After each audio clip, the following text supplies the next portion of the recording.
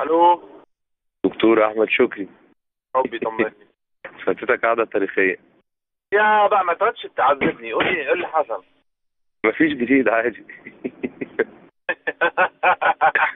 ايه يا عم، انا كلمت عبد المنعم قال لي ايجابيه جدا وبتاع. والله ده سطحي اخر حاجه، وفعلا انا بفكر امشيه من الحزب عشان يعني منفوخ منه يعني. بقول له ايه تقييماته الاخبار، عبيطه. قال لي بقول له ايه الاخبار، قال لي انا في مواصلات مش هقدر اتكلم. قلت له يعني ايه ايجابيه؟ قال لي ايجابيه جدا جدا. لا بص، هو اهم حاجه وصلنا لها اقنعته ان احنا لازم نلعب سياسه ونبقى براجماتيين. صح كده. تمام. ثواني. فقلت له احنا دلوقتي عمرو بيلعب رايح جاي، نقعد معاه ونسمع منه مفيش مشكله، بس كده كده احنا مش انفولفد معاه. ولكن عمرو موسى عايز يتغدى معايا، قلت له اتغدى معاه، ما تتغداش معاه ليه؟ بالظبط. قلت له مرشد الاخوان نقعد معاه نشوف اولهم واخرهم ايه، ومعانا ولا مع عمرو موسى. الحاجه الثانيه، احنا دلوقتي شايفين مين اللي موجود نستوعب. هشام بسطويسي عايز يبقى رئيس، تعالى هشام بسطويسي انت تبقى نائب الرئيس.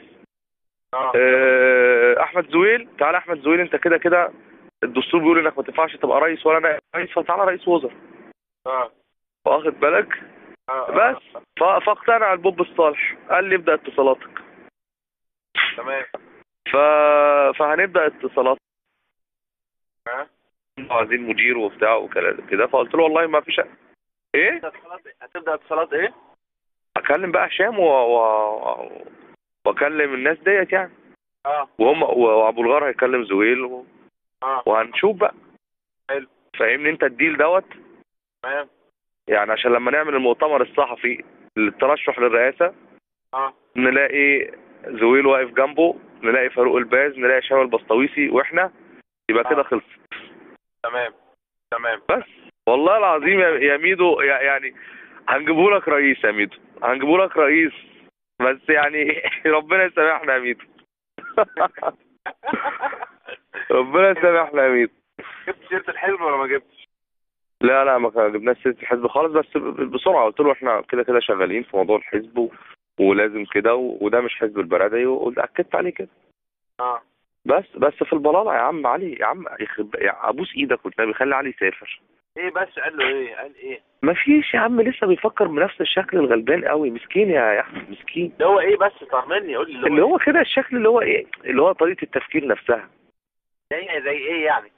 بشكل عام يا احمد. اللي طب شوفوا كده صح؟ اللي هو مفيش كده، طب نعمل، طب قلت له لا مروه، هجيب مروه مفرغه. مروه مفرغه هتيجي تاخد لها $2000 في الشهر.